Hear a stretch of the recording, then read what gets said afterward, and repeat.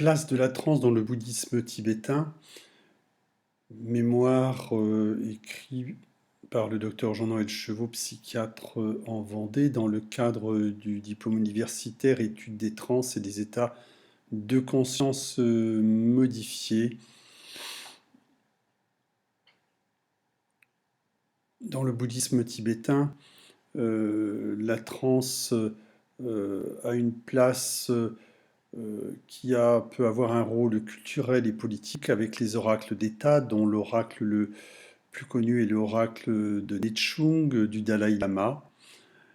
Il y a une place aussi pour les chamans, dit Labap, qui ont une fonction thérapeutique et divinatoire auprès de la population et dans les villages. Les experts rencontrés, Mathieu Ricard, connu dans le domaine de la méditation, et Raphaël Demandre, qui l'accompagnait lors des voyages au Tibet auprès des populations pour l'association humanitaire Karuna Shechen. Elle a pu observer et photographier de nombreux chamans et des oracles. Les oracles d'État sont, ouvrez les guillemets, possédés, fermez les guillemets, par une divinité qui répond à des questions et peut transmettre des messages qui ont fortement influencé l'histoire du Tibet depuis plusieurs siècles.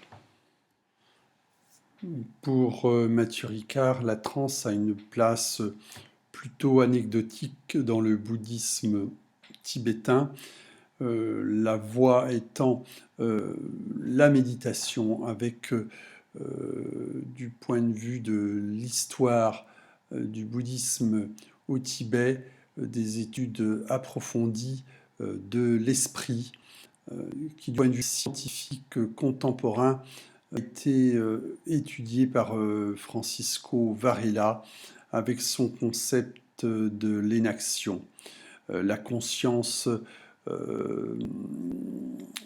liée à la cognition dite incarnée, la question du corps en action au cœur de la cognition et de la mémoire au cœur de la cognition. La méditation considérée comme une ouverture de la conscience. Mais les états dits de conscience modifiée restent dans le domaine du mental, pas de la conscience éveillée. Ils restent imprégnés d'ignorance, l'ignorance quant à la nature véritable et ultime des choses, des phénomènes et de la conscience.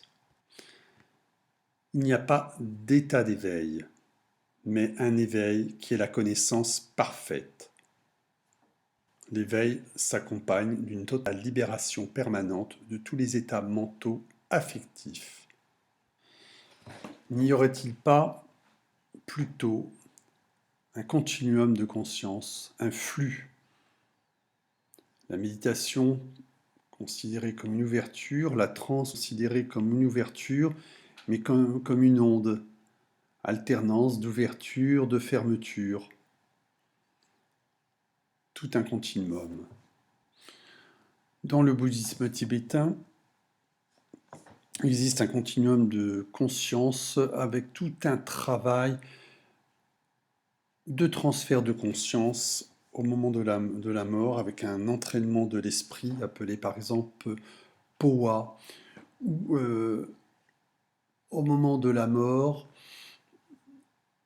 le concept de tout d'âme, où la conscience se perpétue pendant plusieurs semaines, alors que le corps physique est décédé selon nos critères occidentaux. Que ce soit à travers la phénoménologie ou les neurosciences, de nombreux chercheurs s'intéressent à ces différents états.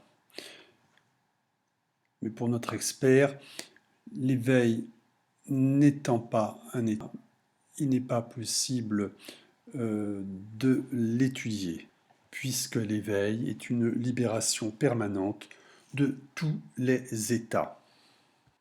Il y a la conscience pour les neuroscientifiques liée au fonctionnement du cerveau qui la considèrent actuellement comme une émergence de l'espace de travail neuronal global.